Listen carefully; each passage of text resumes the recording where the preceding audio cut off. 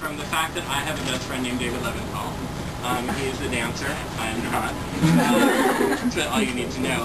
And I've always been fascinated by the notion of guys with a similar name or the same name, and sort of how that has implications for your own identity. Louder, louder.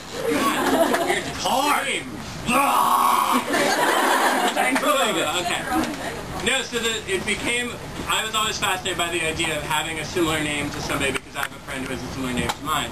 So I had this idea of writing this book about two guys with the same name.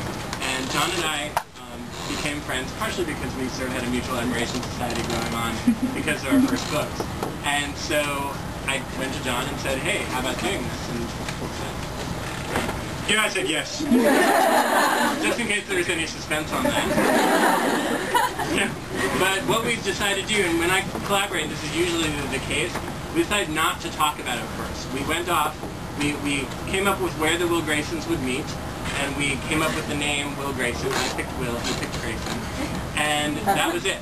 We went off, I wrote my first chapter, John wrote his first chapter. And then we met in person in New York City, where we both lived at the time, and we sat down and we were going to just exchange physical chapters, but my wife was there and we felt like she would be bored, so we decided to read out loud to each other so that Sarah could hear it, and that became our process the whole time. So I didn't even know that David's chapters didn't have capital letters until like way late in the process because we never saw each other's text. And so it was a very much like a reading aloud focused story, and we were always trying to make each other laugh. And that was after reading those first chapters, I was really nervous because I didn't know if Dave was gonna like Tiny, and I didn't know if I was gonna like his chapters. Because an out there gay character was so out there for you, yeah, right. I was nervous, and I didn't know if I was gonna like David's chapters, but we did, and we felt like there was a lot of sort of thematic similarity, and from there it was just a quick 5 years to today. And we really, I mean, the book is shaped like an X. Let us demonstrate this is an X, if you're wondering. So that we really didn't have to work with each other and figure out the choreography of the two wills until they got to the middle. Right. They were in the same place at the same time. But then it separated again, which is cool. But really, I mean, like, it was amazing because we constantly were surprising each other, I think it's safe to say. The minute I heard John's first chapter, I knew that Tiny Cooper would absolutely have to play a part in my Will Grayson story. So there was that crossover there. But we never talked about what the themes were. We never talked about sort of what the story was about. People keep asking us that. Oh, did you know that this was the meaning of it? And we don't write that way. We just write the stories. And so I don't know if I can go much louder. Sorry. I'll go louder. You'll hear me, and you just won't hear David. I am now going to sign. Oh, wouldn't that be great, though? Oh my goodness, we're going to dance. If that doesn't explain it, nothing will. Nothing will. So yeah, I'm sorry for the people in the back. Yeah. We will do our best to be as loud. You should have come earlier.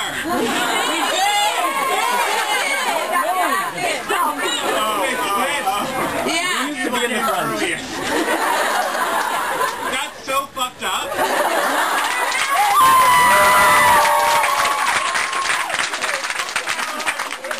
Okay, but they were afraid to put us in the elementary fiction section. Because then we talk about blowjobs. I know, like walking moons would get offended.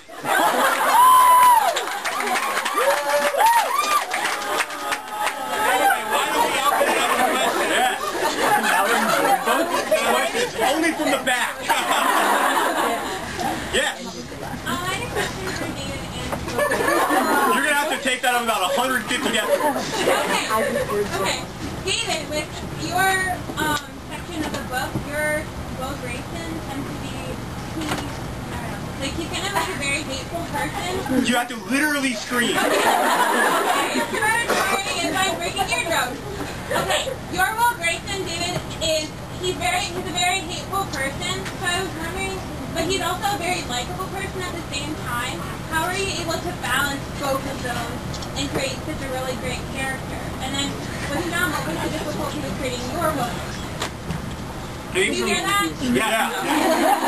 Although I'm going to underscore what John said. In order for this to work, everybody else really can't talk.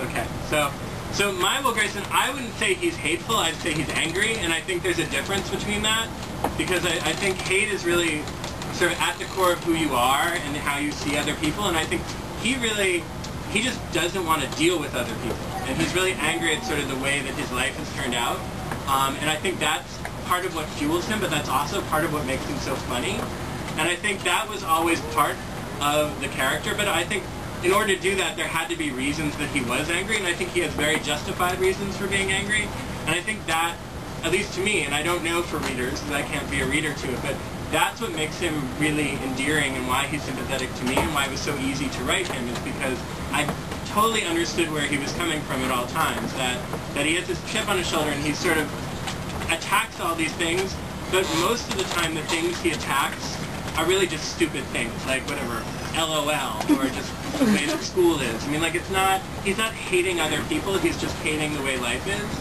And I think that's something that we all can relate to in some way, but I think what the character goes to show is really, it is about the core of who you are, and really whether, essentially, are you a good person or are you a hateful person, that's what matters. And I think he's always a good person, but he needs to put himself out there, and he needs other people like Tiny Cooper to bring it out, or else he is going to, the anger is going to take over his life. He's sort of, at the beginning, he's on the precipice of really falling into the anger and the depression too much, and he needs to push himself out. So that was the challenge of him, but I think that was why it was so interesting to write and hopefully interesting to read. Yeah, the challenge with writing my Will Grayson was that I'm a very passionate person, and I kind of wear my heart on my sleeve. And Will is the opposite of that. You know, Will is trying to contain all of his feelings in an attempt to survive. And he has this stupid theory that the best way to do that is to just kind of not care about things, which is very foreign to me and very foreign to most of the people I like. I don't really like those people. And one of the reasons I wanted to write my Will was because I wanted to understand that impulse to avoid deep feeling and to avoid excitement. There's this weird thing, like not you guys, but some teenagers do, where they don't get excited about anything, if nothing is cool, and if a band is cool, only their last album is cool, the album sucks. And I hate that, to be honest, and I find it really difficult to understand, and so I guess I wanted to understand some of it.